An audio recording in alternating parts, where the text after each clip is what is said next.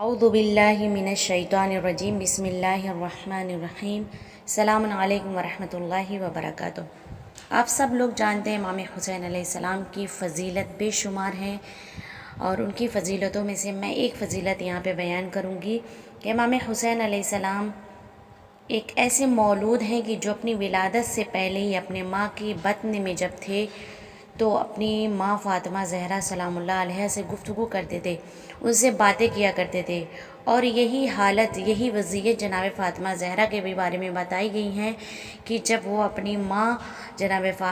خدیجہ کے بطن میں تھی تو وہ بھی اپنی ماں سے گفتگو کرتی تھی۔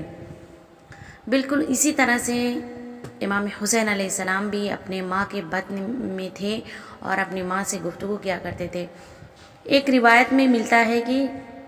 ایک مرتبہ رسول خدا صلی اللہ علیہ وآلہ وسلم اپنی بیٹی جناب فاطمہ زہرا کے گھر تشریف لے آئے۔ دیکھا کہ گھر میں صرف جناب فاطمہ زہرا ہے اور ان کے علاوہ کوئی اور نہیں تھا، لیکن دیکھا ان کی بیٹی کسی سے محو گفتگو ہے، کسی سے باتیں کر رہی ہیں۔ تو رسول خدا نے علت پوچھی کہ بیٹا گھر میں تو کوئی بھی نہیں نظر آ رہا ہے، آپ کس سے گفتگو کر رہی ہیں؟ تو جناب فاطمہ زہرا نے کہا کہ بابا جو بطن میں بچہ ہے وہ مجھ سے گفتگو کرتا ہے، وہ میرا ہمدم ہے، وہ مجھ سے باتیں کرتا ہے، لیکن اس کی باتیں بہت ہی حزن آور ہیں، میں جب اس کی باتیں سنتی ہوں تو مغموم ہو جاتی ہوں اور اس کی باتیں مجھے غمزدہ کر دیتی ہیں۔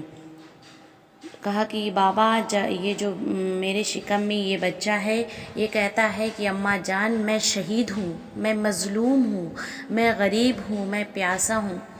جب رسول خدا صلی اللہ علیہ وآلہ وسلم نے یہ سنا تو بہت زیادہ محزون ہو گئے، اور پھر جناب فاطمہ زہرا کو امام حسین علیہ السلام کے آنے کی بشارت دی اور ان کی شہادت کی بھی خبر دی کہ آپ کا بیٹا یعنی کربلا کے میدان میں شہید کر دیا جائے گا۔ تو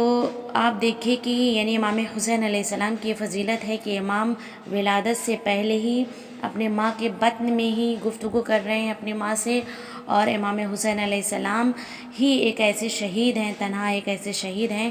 کہ سر کٹ گیا، نوکے نیزہ پر بلند کیا، تب بھی امام حسین علیہ السلام قرآن کی تلاوت کرتے رہے اور لوگوں کو بتاتے رہے کہ دیکھو شہید زندہ رہتا ہے، شہید کو مردہ شمار نہ کرو۔ وَلَا تَحْسَبَنَّ الَّذِينَ قُتِلُوا فِي سَبِيلِ اللَّهِ أَمْوَاتًا بَلْ أَحْيَاءٌ عِندَ رَبِّهِمْ يُرْزَقُونَ کہ شہید زندہ ہے، اسے کبھی مردہ شمار نہ کرنا، اور وہ اپنے رب کی طرف سے رزق حاصل کرتا رہتا ہے۔